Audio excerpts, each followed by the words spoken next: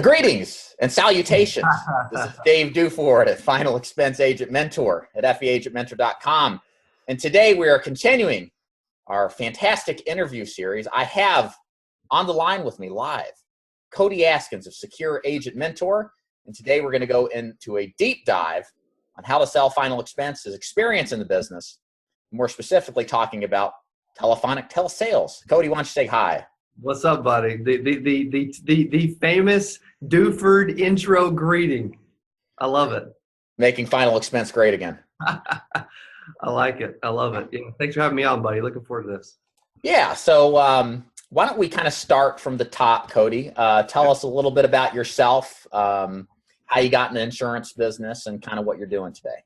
You got it, buddy. Yeah. I'm Cody Askins. I own and run Secure Agent Mentor. I've actually grew up in the business. My dad's been in the business 28 years now. I never thought I would want to get in the business as a kid. I don't want, it's insurance. I don't want to get in it. But I got into insurance at Mutual of Omaha as an intern. And so I was there as an intern at 17, 18 years old and started getting into the business, got to where I enjoyed it, loved it, went part-time in the business for a little bit. And then at 19, I was in college playing basketball, went full-time, and was fortunate enough to make $117,000 in a very short time. And I fell in love. I became obsessed. And I'm like, you know what? I absolutely love this business. And I always knew that I wanted to get into, training and marketing and that kind of thing. That's just where my bigger passion is. Telesales, when you're a captive agent or when you're at a lot of these agencies and IMOs and stuff, it's like, telesales is like a curse word. It's like, do not do that. Don't quote, don't help qualify, get in the home. You know the old spiel, especially all the old fashioned guys in this business. So I did well at Mutual, and then we went out and started our own brokerage, and then now then I got into we actually created a call center. I actually sold my share of that call center about 3 years ago, and then this year got back into starting another call center again, and I love it. I've always enjoyed telesales, and I think the biggest reason, I was thinking about this last night because I was thinking about some of these questions. I'm like, you know what? I think the biggest reason is I don't like to drive. As crazy as it is. As crazy as it is, and you know what? And it may be similar for you. It may be similar for you over in Tennessee, but I live in Southwest Missouri. I've got to go, if I leave Springfield, and it's not big, it's like 150,000 people, I've got to go an hour, hour and a half, 2 hours, sometimes. Right. Yeah. Oh, you're in the middle of the state. Yeah. So there's nothing once you get outside of Springfield. Yeah, exactly. So I don't know. I hate to drive, so I get into telesales, and now we do all kinds of stuff. But I absolutely love this business, really do. Yeah, it's funny that you mentioned that about driving. I train mostly face-to-face guys myself, and the reason, one of the things they like is the driving, and I think that kind of, as we get into our conversation here, it kind of delineates what kind of agent does better in certain environments.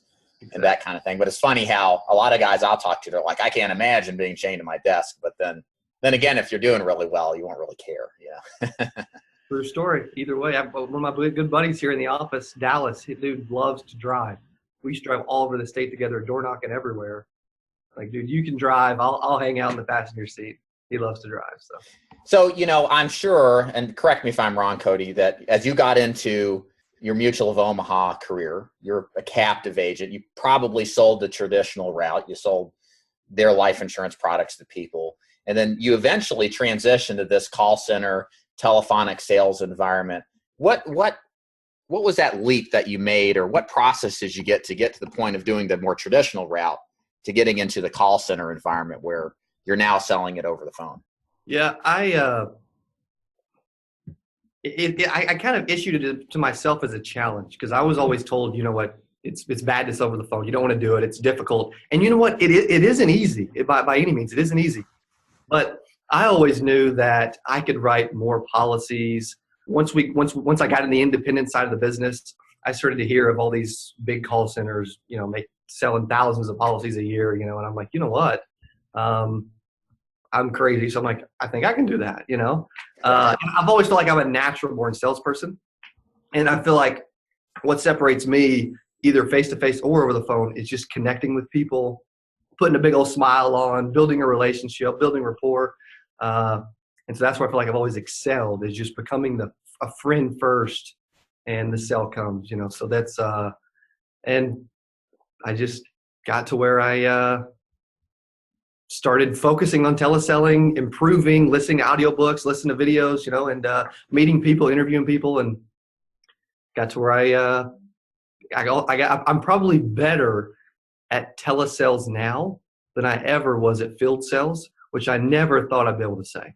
So you're saying you weren't like that in the beginning. This was a process of training and learning and adjusting as you went on. You know what? It's funny you mentioned that.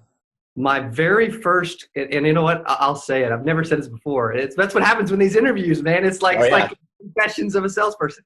I get in these, and so we had a final expense and MedSub call center. This was back in March of 2015, and there was four partners in this, 3 agents, and so 3 closers taking transfers from openers. And I got to where I was actually only doing the closing and applications and stuff. I wasn't doing like the initial calls. Well, our very first month teleselling, we made 9 sales. 9 sales, you know. So better than 0. I wasn't going to stop there. And before you know it, you know, by June of that same year, just a few months later, you know, we're doing 60, 70 apps a month with no sales experience, no insurance experience. We were all at Mutual Home together. No telesales experience. No one knew what the freak they were doing, but we were determined to figure it out, which a lot of times is all you need. Yeah. I mean, you know, if there's a will, there's a way. And, you know, a lot of the time, a lot of what I'm doing these days is reviewing and reading the literature from the classic salespeople in the insurance business. And the thing that you see commonly is people that, you know, the most successful had periods of time where they did struggle, where they maybe got to the end of the month, even for many years. You know, you look at Ben Feldman or John Savage, these guys were mediocre for nearly a decade before they got anywhere. And so you have to have an element of faith, I think, you know, that even if you don't know what you're doing, that if you have the willpower and the capability to learn from what your mistakes may be and how to improve them, that's the only way you can go, because, you know, eventually you're going to get it right. That's kind of how I've always looked at it. Exactly. If you figure something out, you put your mind to it long enough, and if you work at it, whether it's field sales or telesales, it's you know, or sales in general. And a lot of times there's always a struggle before you hear about that awesome story, that awesome week, that awesome month. You know, it's right. That's just how this world is, you know. So it's so true in business. I remember I was in a B&I group about 5 years ago, and there was a guy, a home builder, and he had been in home building for 30 years, built, you know, middle class homes, nothing fancy. Well, he landed a deal for a custom designed building. This guy had made a ton of money, millions of dollars in chemicals or something. He was building, there was at least a $15 million house in Tennessee. You know, it was just a ridiculous mansion. And he said to us, he said, you know, I'm an overnight success after 30 years, you know, and that's something, you know, and now I understand that, because you look at the past, you don't really see the past. You say, wow, how'd you get this client? You're making millions of dollars off of doing this deal. There's a lot that goes into it that nobody's ever really interested in hearing or doing. Exactly. But, you know, very few people realize. That's just kind of a life lesson for any salespeople or business owners. You know, you have to pay your dues. It just it is. All those behind the scenes, late hours, you know, like you know, you and I and others have endured. You know, it eventually pays off. I wanted to mention something real quick. 92% of insurance agents fail in their first 3 years. Those that make it, they endure some struggle, but they keep the faith and they work hard, and it eventually pays off. And that's why this business is so lucrative. It can be so freaking rewarding. It's another reason I love it. Yeah, and it's true. If you just, it was either John Savage or Al Granum. He said, if you just last, you'll make it. If you can just survive, you know, of course, learning from your lessons. Exactly. I think it was one of the two as well that said, really it's like when you start the insurance business, it's like a 4-year degree. You're not going to go into college and make 200 grand a year as a general physician, in medical school. You're going to make 20, 30 grand a year. You're going to do residency work. It's going to suck. They're going to try to get you to quit. You're going to have to deal with all sorts of people, working all nights. You're a slave. And then when you make it, now you're making it. And that's that's how the insurance business really is. A lot of the guys that get really good struggle those first couple of years. And it's that faith and consistency to stick with it. Despite what everybody else is telling you to do, to quit, to get a real job and all that crap. You gotta go. Exactly. So why don't we jump into more into a deep dive of the telesales? What I'd like to start with is, a lot of people watching this, a lot of my guys, a lot of people on my channel and most insurance agents are face-to-face agents. And when they think about telesales, they think, how is that even possible? How can you collect personal information? How can you overcome the trust barriers? Or how can you standing, sitting in front of a desk all day? Right. So my question to dive into would be, what are the big differences between a face-to-face agent selling any kind of life insurance versus the one that sells over the phone? How do they sell differently, and what does it take to succeed to sell over the phone versus face-to-face? Yeah, I think it takes a lot more time, a lot more rapport, which you can do that on both sides. But I mean, the biggest difference is it takes a lot more leads, a lot more contacts, talking to a lot more people. There's so many agents that think that it's nearly impossible. I get agents right now, even to this day, that say there's carriers that allow you to sell over the phone, in 2017. And you know what? And there's agents that think, okay, I think some of the myths are you're going to sell smaller cases. Your retention's going to be worse. You're not going to sell as many cases, and so, and we'll get into that, I'm sure, a little later. I've got to get some numbers for you and that kind of thing. But the biggest thing is agents fail in person because they don't run enough appointments. Agents fail on telesales because they don't talk to enough people. You're not going to sell everyone. I don't care how great you are, how awesome you are, how incredible it sells you are, how awesome you are building rapport, how much time you spend. At the end of the day, it's a numbers game. If you don't talk to enough people, you won't make enough money. And so the reason agents fail at telesales, and like 92% of total agents fail, I bet 99.5% of agents would fail if they only focused on telesales. And the reason I think that is, if it's hard enough to get in front of enough people in person, how much harder is it to talk to enough interested, qualified people that you can actually talk to turn them into a sale over the phone? And so the numbers, you need more. Naturally, you just need a lot more. And so that's the biggest difference is agents just never talk to enough people to actually succeed over the phone, or they think that price is all that matters, and they sell price, and they ignore the fact that, believe it or not, the relationship, the value, the time you spend with them still trump price, just like they do in the field. Right, absolutely. One question I have for you, and this is something that I've talked to. Again, you know me, I'm not a telesales guy, so this is all in education just as much as it is the next guy. One of the things I hear from a lot of guys, the agencies that I know that are successful at telesales, and there's little mom and pop, I know several down in, I think, Mississippi that have 10, 20 agents, they do telemarketed leads, that kind of thing, to the big call centers. Yeah. One thing I haven't seen a lot of, and I kind of like your thoughts on this, is do you think that an agent who's going to do telesales, is it better for them to work in a call center environment, or how successful do you think they can do this on their own, in their own home, with the system, with the setup, maybe something like you teach? That's a great question, because it's so difficult to know what to do, have the right training, have enough leads. And yeah, we have the training and we can help. We have the leads, we can help, all that kind of thing. it would be much easier to succeed if you could just go sit in a call center like ours, like any of these other monster ones across the country, to where you can sit and sell over the phone and get paid a much smaller commission. At the end of the day, and not everyone's like me, but my personality is I want control. I want to know what's going on. I want to own it. I don't want to go sit and, be someone's kid sitting in a call center, then tell me what to do, and me getting a small piece of the pie. I want the whole freaking pie. And so, yeah, not everyone's like that. At the end of the day, it takes a certain personality and drive to want to do it on your own.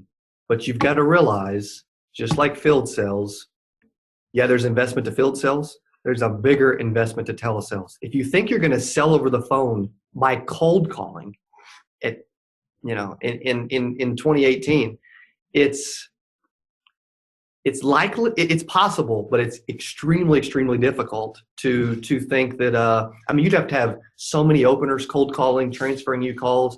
At the end of the day, it's just much smarter to be talking to interested people and then qualifying them. And then you're only talking to them when they can answer the health questions. They're not GI. They have a bank account. They actually have interest, all that.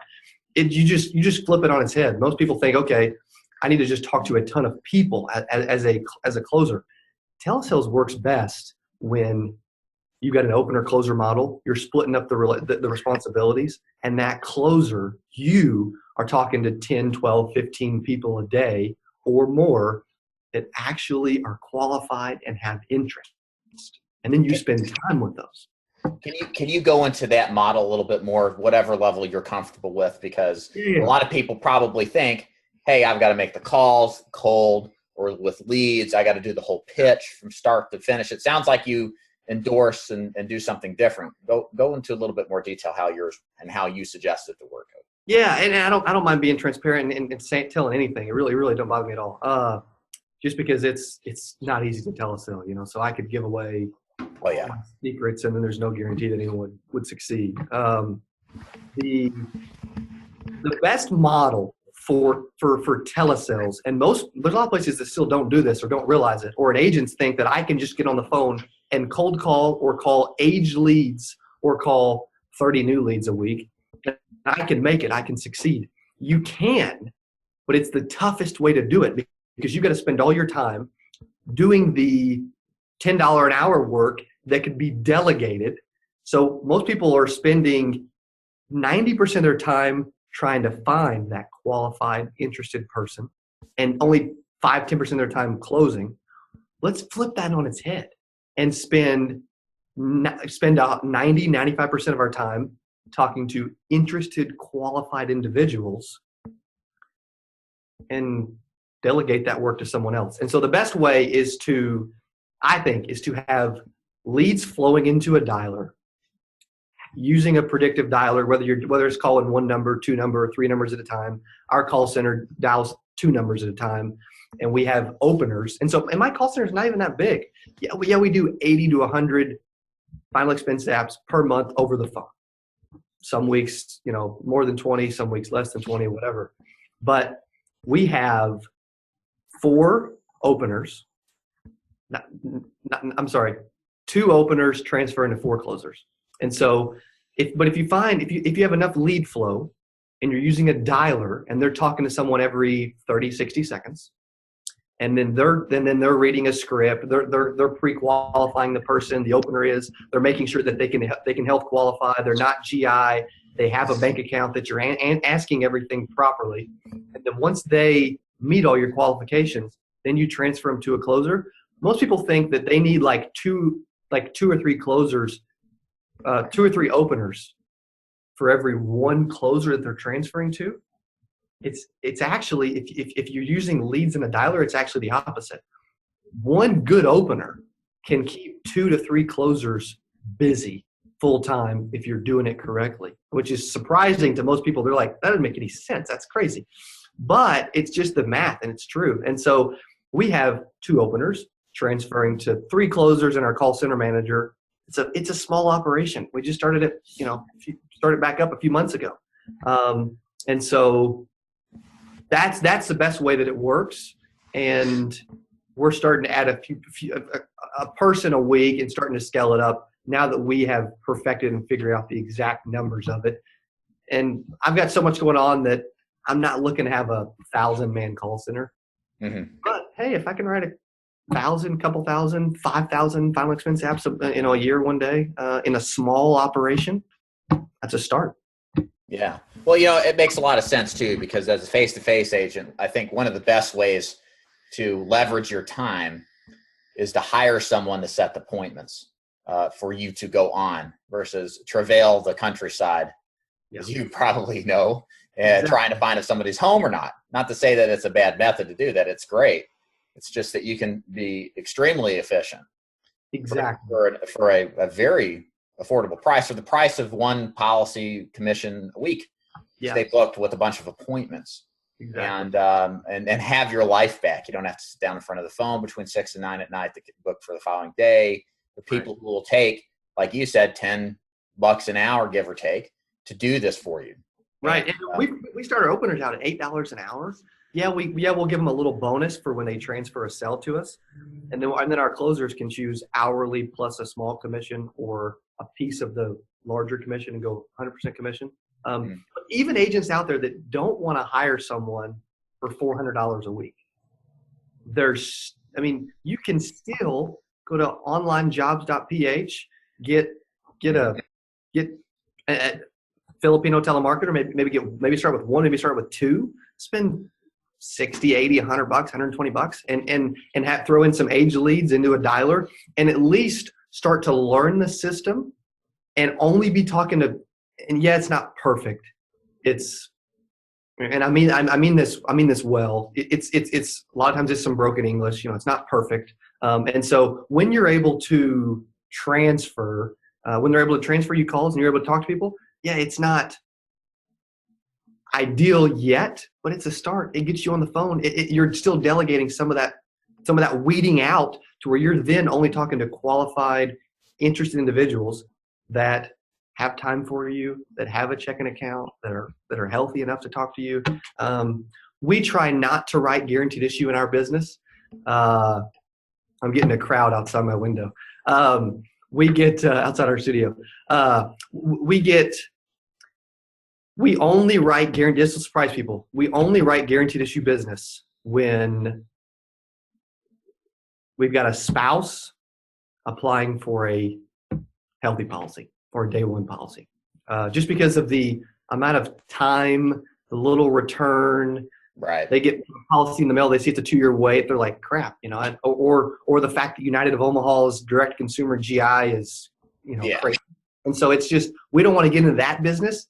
And especially when our closers are on 100% commission, or even when they're on $10, $11 an hour plus small commission, their time is best suited. At the end of the day, I always try to focus on quality. At the end of the day, their time is best suited talking to someone that can give us the best ROI. Right. So let's go through the process of qualifying these people. Yeah. And your openers, they've established the criteria that you're looking for that will suit, and like you said, be a good use of your closer's time. You get the closers on the phone with them. They do what they need to do. What are the most common, say, 2 or 3 objections? Because again, people seeing this are probably face to face. We get certain kinds of objections, and they probably think, oh, there's going to be objections about personal information, banking information. What kind of objections do you experience as a telesales agent, and how do you guys overcome them? Yeah, the biggest ones are, and we try to train our staff to handle those as well as we can. At the end of the day, most salespeople, they want to handle objections like at the end of the call or on the close. If an objection is going to come up, I want to get it out as early as I can in the first 10, 15, 20 minutes. I don't want to give, and maybe I'm crazy. I don't want to go over benefits and talk about value and get into price until I know that they're going to make a decision. Until I know and I'm confident that when I ask them, hey, which of these 3 are you most comfortable with? And I ask them that I feel most confident that I'm gonna get an answer. and that they're going to make a decision because of all those trial closes and that kind of thing. The biggest objections are trust. Hey, I don't know you. I'm on the phone. We have to, that's why we take our time. Our average sale takes about, this will surprise people too, our average sale takes over an hour. Because I don't want to sell price. I don't want to spend 10, 15 minutes, 20 minutes on the phone. But I can if I'm trying to put up, crazy numbers. I did the challenge a while back at the end of last year and did a little bit of that. But we want to spend, we've got a script. We spend 5, 6, 7 pages of initial script, 20, 30 minutes, building rapport, building trust, and just really trying to overcome any trust objections they may have. Price normally isn't an objection we get, believe it or not. The biggest one is, hey, I don't know you. I don't trust you. They don't normally say I don't like you, but I like to throw that in there every once in a while just for fun. But it's generally just, hey, I don't know you. I don't trust you. And so some things we'll do to overcome that is I'll always use phrases like, hey, we've got 1,000 clients that said the exact same thing. And I'm with you. Once they took that leap of faith, once they knew that we were who we said we were and that they were doing business with someone in their state, it just made all the sense in the world, and they're happy they did. We got a lot of awesome, happy customers, kind of going back to just putting them in that frame of mind. Some of the things we do is we can send them to a website. We can have them call our office. We can text them a picture of our insurance license. I've even got as crazy as to text them a picture of my driver's license. I don't care, Right. Anything we can do to gain that initial trust and be creative and do some little things. Normally it comes down to just time, building rapport, taking our time. Those agents that think they're selling price, that price is most important, and that they're going to sell little bitty dinky cases that don't stick on the books, I can promise you they're selling based on price, and they're not spending enough time with the prospect. Well, so with that said, and you're using, what's the great thing is you obviously have the capability and the leverage to use these supplementary things like showing your license, or here's my website, here's my office, here's the person, here's me, and that's great. Does that, my question would be, what percentage of your sales are one call closes? Are you having to do multiple callbacks? Is it commonplace to have that happen? Just kind of curious. A little bit. We've got one closer that maybe it's just I don't know, maybe she just allows people to call people back, but I would say about 80% is on the first call. Mm-hmm. I won't call anybody back, and I try to get my call center manager, and get that transferred down to my closers and openers. But at the end of the day, sometimes it's a one-legged call. You need to talk to the spouse. There's little things that we can't always overcome, to where sometimes, and there's certain clientele that won't always make a decision on the first call. And so if they think they are truly serious and there's a really good chance, I won't call them back for a $20, $30 a month sale. It's just not going to happen. Generally, they're making a decision on their own, and they can make a decision right there anyway. But those that want to think about it, and they want to talk to their spouse, or they want to call them back, we won't allow it to happen unless we're calling them back within 24 hours and it's scheduled. Otherwise, they're going to forget. It's a waste of time. It's irrelevant. Or otherwise, we just need to figure out a way to overcome that objection, take a little more time. And I would say we don't have to call them back as much as people would think. We focus on a one call close. It doesn't feel like we're closing them, but that's what we focus on. Right. Kind of related to that. So, you mentioned, obviously you guys aren't cold calling, thankfully. You're using paid leads of some type. Just curious how willing you'd be to kind of talking about what you use, what you would suggest agents to use as far as leads that would work well with telesales, and maybe what kind of leads aren't necessarily the best. I would kind of flip it on its head probably and say that like we don't use direct mail, where a lot of agents use direct mail in person. Our main sources are our online digital leads that we use, social media advertising, Facebook, Instagram. We're doing some Google, that kind of thing, and then also some telemarketing, because people are used to answering the phone. The only thing you get into there is guaranteed issue. You need a lot. Yeah. Oh yeah. So what we prefer, digital leads, online leads. I'm not going to, NetQuote or Precise Leads or, Life Leads Direct or any of those companies, all web leads, and buying internet leads. It's because I'm going to get on the phone with like 1 out of 20, it's just a nightmare. But we're focusing on generating our own leads through online advertising, digital advertising, and then supplementing with some telemarketing leads.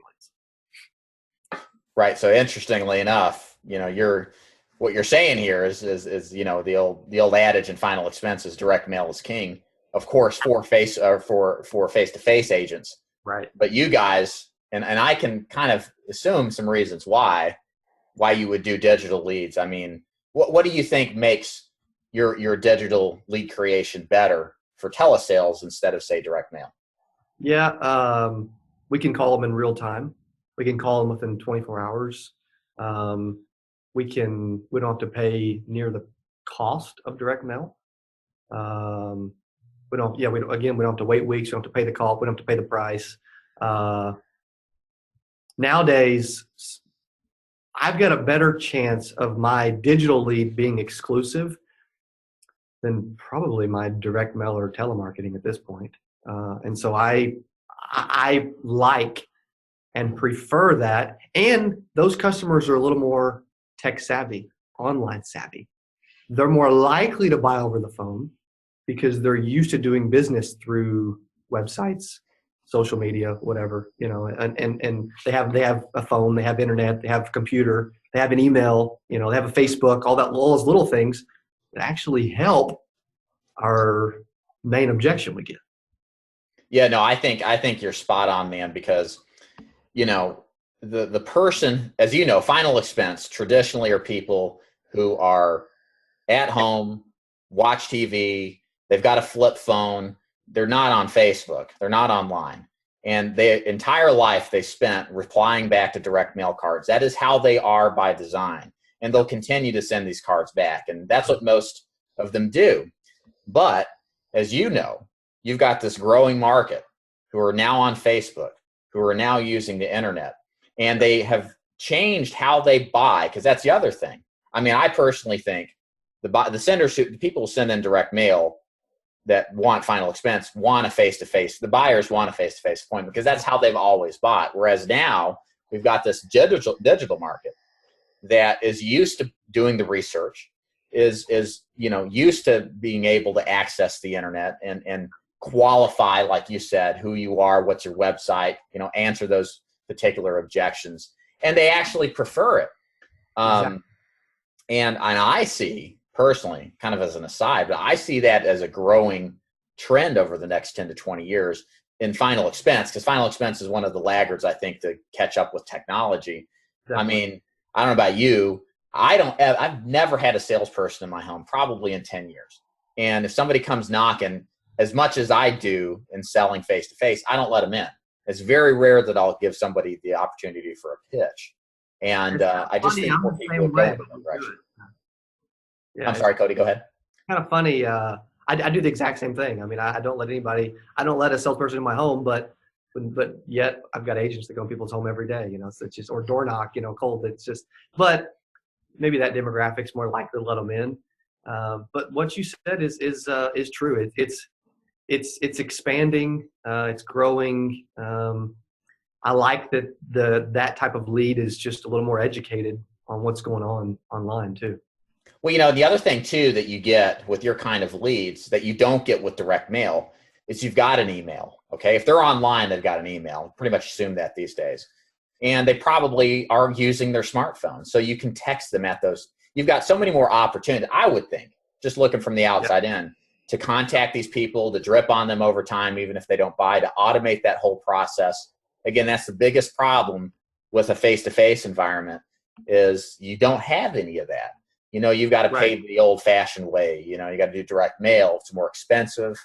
Sure, it works, but hey, man, it's a lot cheaper, like you said, to develop leads online, and you get their contact information.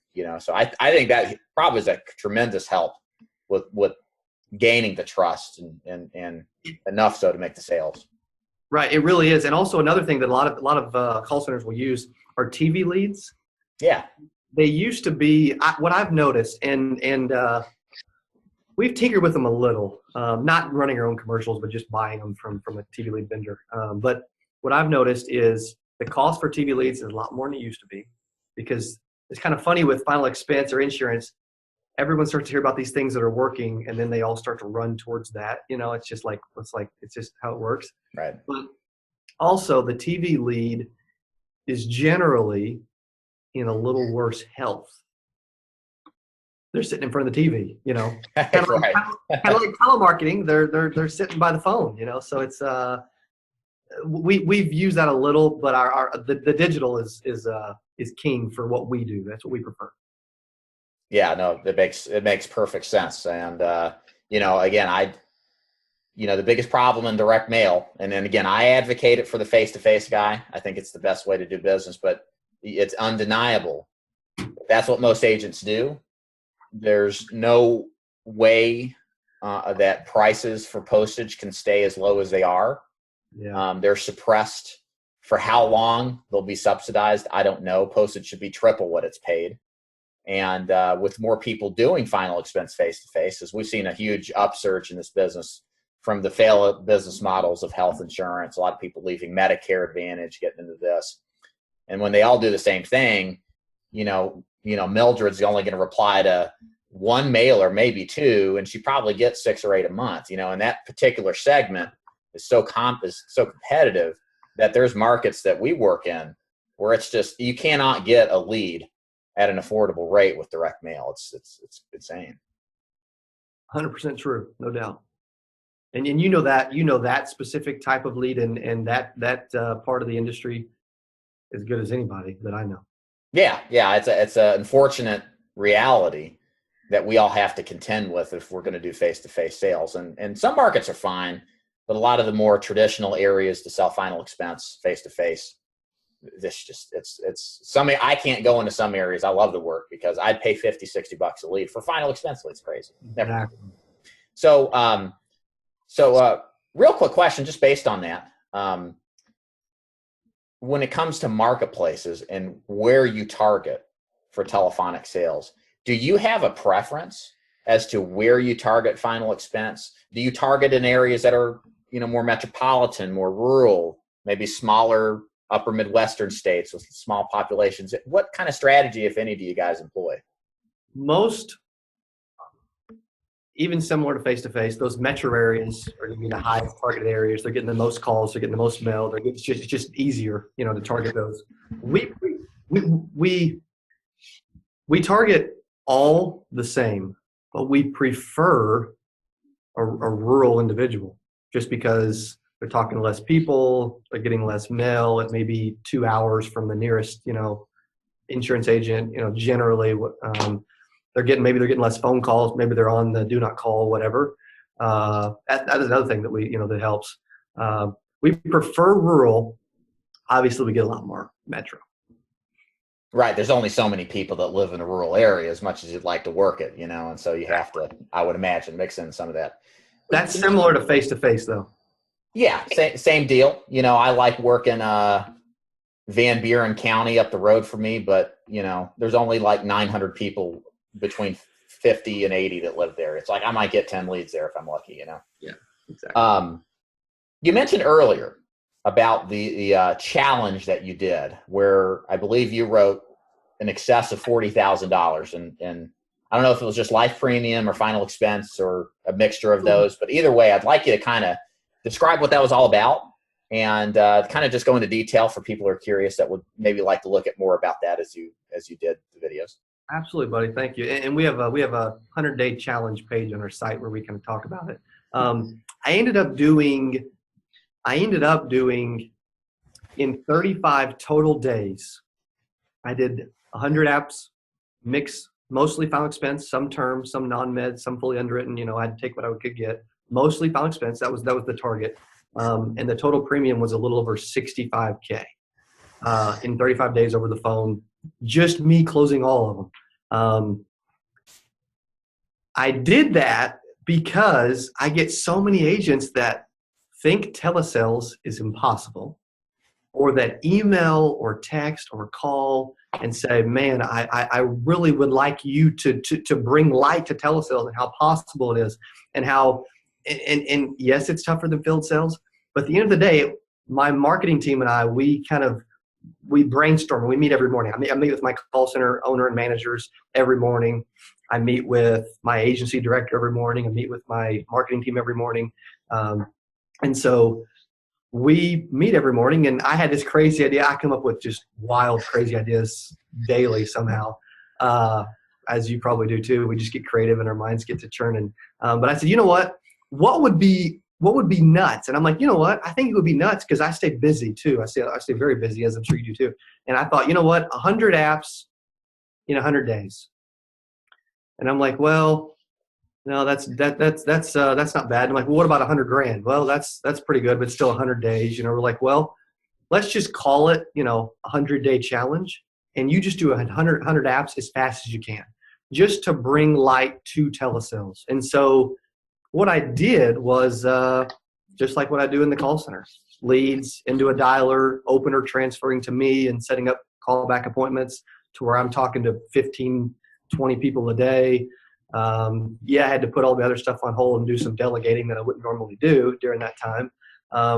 But by doing that and focusing on building rapport and spending a lot of time, my agency director, he has agents ask, hey, I want to sell over the phone. What can I do to do that? He has to explain, Cody's got a lot of experience in this. He spends 45, 50 minutes before he even gets into benefits and building value, and all of his trial closes an hour before he even gets into price. Most people don't understand all that. And we put a bunch of we recorded a lot of these calls. What's funny is we were doing a transition in software in my call center. And for the last half, I wanted to speed it up. So I went and sat in my call center and let them transfer me calls. And I thought, you know what? This will get, because of how much time it was taking. I'm like, I got to get this thing rolling and over with as soon as I can. So that's what we did. It was a ton of fun. It was a monster challenge. I don't want to do it again right now by any means, because it was just all day, every day, 12, 13 hours. But it was fun. It brought a lot of attention to telesales and the fact that it's possible. But at the end of the day, most agents don't realize it took a lot of leads. It took a system. It took a lot of experience. It took an opener. It took some dialers. I had to invest a lot of money in a short amount of time. And it took a lot of my time. So it wasn't someone that anyone can just jump in and do, and do it. Well, it's good that you did that too, because you asked me 2 years ago, can somebody be successful in final expense telesales? And probably say, probably not. I really don't know a lot of producers that do it successfully. Mm-hmm. But so I think, therefore, that kind of, now I've met a lot of people, yourself, others. There's a guy down in Kansas City who does telesales. I don't know if you know the guy, but he does all direct mail leads, and he sells everything. And I think he even mails the application. He's so antiquated. And I've heard some of that. You know what I'm talking about? I don't know if I know. I may know who you're talking about, but I've heard. His name is David. Okay. I think I do. I think I do. I'm thinking of a couple people. I think I do. But that's gosh, I can't imagine mailing apps. That's. I assume so, because the carrier I was on convention with them does not have a telephonic application nor an e-app. So the only physical way, and this guy was doing, 200 grand plus with this one carrier, and I know he had other carriers too, but. It's just wild. So anyways, after having some experience meeting other people doing this, I'm persuaded that, there's some people that just are destined and are more situated to sell over the phone just as much as those who are situated and better off going face to face. I'm of the persuasion you can be successful either way, and you got to find the approach that best suits your personality. It's something that you enjoy doing. And because just like you don't like enjoying driving, and that's kind of a driver not to go face to face. It's the same for face to face guys. But where I'm going with this, I think the challenge you did was fantastic, because I think there's a level of selling that you have to do and convincing of these guys that it is possible. And there's, as I say, we're all doubting Thomases. We have to see to believe, and seeing it is believing, especially if you've got recordings and trainings. That's, how else could you better position yourself and sell the process? Exactly. And I had a train of thought I was fixing to mention. I don't remember what I was going to say, but I do that a lot. I was focusing on writing as many apps as I could, and so it just like field sales. Some of them will fall off. Some of them, maybe get declined after they're submitted. If it's a non-med term or whatever, some will change their mind. I mean, there's still those numbers, but to kind of give someone an idea, for you to try to do this from home, you need 50 to 100. If you're just doing on your own without an opener, without dialers and stuff, you need 50 to 100 leads a week. You just do to do 5 sales. And sometimes more, sometimes less. And maybe initially for the first several weeks, first month, you're getting to know what you're learning it. And for those that think that, and you were maybe going to get to this, I don't know, but I thought I'd mention it. For those that think that, hey, I'm going to average 30, 40 bucks a month. My call center over the last several weeks, I just asked my manager this morning before I came on this on purpose. And he said that we've averaged $63.08 of monthly premium. And that's probably higher than my field agents. Yeah, that's better. That's probably better than my average face-to-face. Mine usually is a little bit lower on an average basis. But yeah, I've seen guys that do telesales that seem to have pretty good case sizes. It's not a detriment to your average, in my experience, doing it over the phone. Yeah, it's just all about the way you do it. Don't like I tell all of our field agents, don't sell with your own pocketbook, your own wallet. You're not buying the product; they are. So if you put so much focus on building rapport and building value, and just proposing what you think they need, and giving them 3 options, and giving them the options in descending order, not ascending order, then they're more likely to choose larger option. So as we wrap up this interview, Cody, what I'd like to touch on here is just some kind of final thoughts and tips that you would have for the aspiring agent that wants to sell telephonically. What would you tell them they need to do to succeed? What would you tell them to do to not, fail? What are your kind of general advice to be successful in this type of business? I would say the first thing is record every single call. That's, especially if you're trying to do it on your own, that's the fastest way to learn what you're doing. We've all got bad habits that we do, things that we say, and I'm really picky about that kind of stuff, so I try not to have those, but naturally we all do.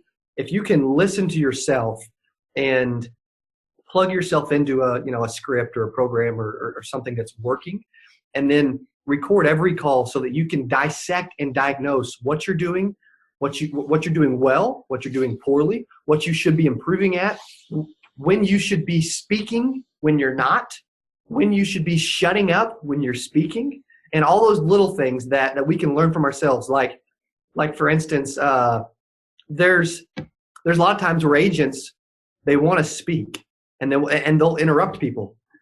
In telesales especially, if you are talking more than the prospect, I can tell you will not make that sale. At the end of the day, we want to be listening more than we're talking. We want to be asking open-ended questions. If you can't get them talking, there's a couple things that happen in telesales. At the beginning of the call, you've got to focus on building rapport, getting them to talk. But there's also those individuals that the prospects that say, hey, what's the price? What's the price? If you give them the price when they're asking, when you're not ready to give it to them, the interview's over. You won't make the sale. They're shopping, or they're not serious, or they just want you to regurgitate information so they don't need you anymore. I'll just tell them, hey, I promise I'll get to that. I want to give it. Yeah, I promise I'll get to it. Just give me a few more minutes to get to know you so I can give you the best possible price. But if they're like, no, I want a price now. I'm sorry, Mr. Jones. I want you to wait around and get it from me. But unfortunately, I have a lot of other people that I've got to get to, and I can't just give you a price that's not perfect for you. I guess it wouldn't make any sense, right? Am I right? And so, but at the end of the day, I'll hang up on someone and move on before I just regurgitate a price and then they don't buy. Right. Those are excellent tips, especially the recording one. That's good for any insurance agent, but I imagine especially important for the telephonic guy, because all he has is his voice, his tonality. Right. Exactly. He says and how he says. He can't rely on body language. And I'll add to this.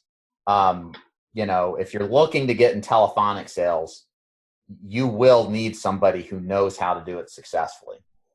Cody is a guy that is doing it successfully and has done so. Would be a wise decision of you to talk to him, because if this is something you're passionate about, you love the idea of selling over the phone, you don't need to learn it from somebody who's never done it. It's not enough just to have a carrier or two that does telephonic apps or e-apps and some leads. You need to have some counsel, some training from somebody who can help you, guide you in the right direction. So with that said, Cody, for anybody that's interested in that position, as we wrap up our great interview today, how can people find you if they're interested in selling over the phone? Tell us where to go, where they can find you, pretty much anywhere on the internet. Absolutely. SecureAgentMentor.com. We've actually just totally rebuilt and rebranded and spent a lot of money improving our site. SecureAgentMentor.com. Also Secure Agent Mentor on YouTube, Secure Agent Mentor on Facebook. We've got a free agent Facebook group, or they can always call our office at 417-883-9300. They can send an email at support@secureagentmentor.com. And we'd love to help. Just like Duford helps a ton of agents and does an awesome job at providing valuable content, we hope to be able to do that as well. Well, Cody, thank you so much for joining me today. And I really enjoyed this interview. I don't think there's anything like it that I've seen. And I'm sure my audience, as well as others looking at telephonic sales, will enjoy it. So, Cody, I'm checking out, and it was a pleasure to speak with you. You as well. Appreciate you, Duford. Thank you, buddy. All right. Have a good one, man. You too, sir.